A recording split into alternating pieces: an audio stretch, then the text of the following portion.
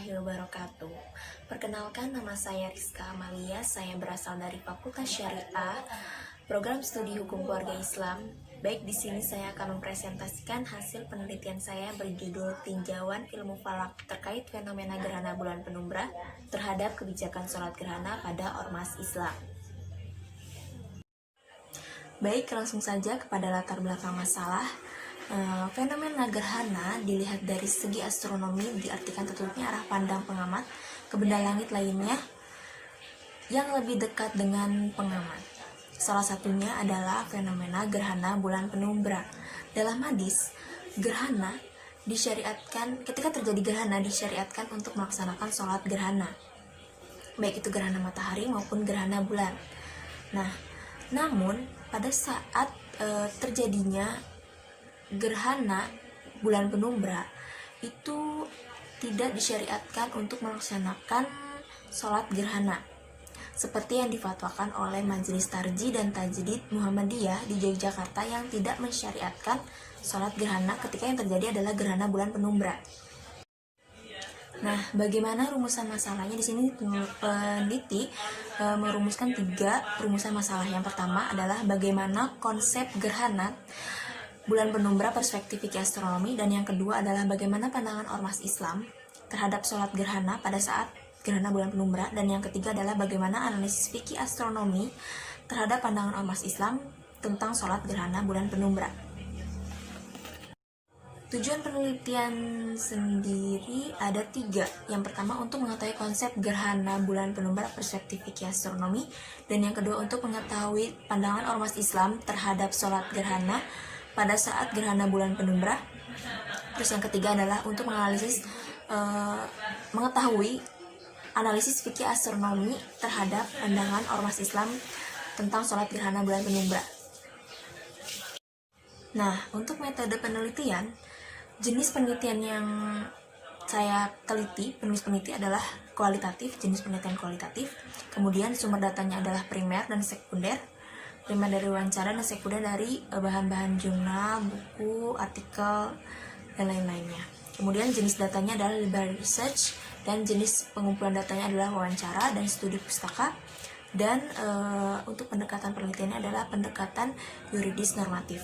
Untuk analis data, pertama-tama penulis akan menginventarisasi data, kemudian klasifikasi data, dan kemudian menganalisis data, dan terakhir adalah menyimpulkan data.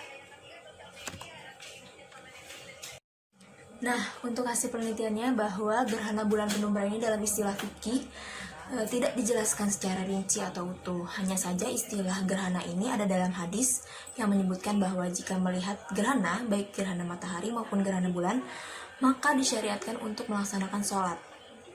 Seperti yang ada pada hadis Bukhari nomor 1042. Nah, kemudian pendapat dari Muhammadiyah sendiri bahwa dalam Majelis Tarjih dan Tajdid tidak disyariatkan untuk melaksanakan sholat gerhana karena gerhana bulan penumbra ini tampak utuh, tidak terpotong atau hilang, cahayanya saja yang sedikit redup. Kemudian untuk pendapat dari Persatuan Islam sendiri bahwa sama saja dengan pendapat dari Muhammadiyah, tampak utuh, tidak terpotong atau hilang, bahkan cahayanya hanya sedikit redup. Pendapat dari Nahdlatul Ulama mengatakan bahwa tidak ada riwayat hadis mengenai gerhana bulan penumbra, sehingga tidak disyariatkan sholat gerhana. Jadi ketiganya sama-sama tidak disyariatkan untuk melaksanakan sholat gerhana. Nah, untuk kesimpulannya sendiri ada 3 di sini, bahwa dalam istilah fikih gerhana bulan penumbra ini tidak dijelaskan secara rinci, baik di dalam Al-Quran maupun dalam hadis. Di dalam hadis, gerhana hanya menjelaskan tentang gerhana secara umum saja, tidak ada istilah umbra maupun penumbra. Nah, sedangkan dalam istilah astronomi, gerhana bulan penumbra ini terbagi dalam segi bayangan.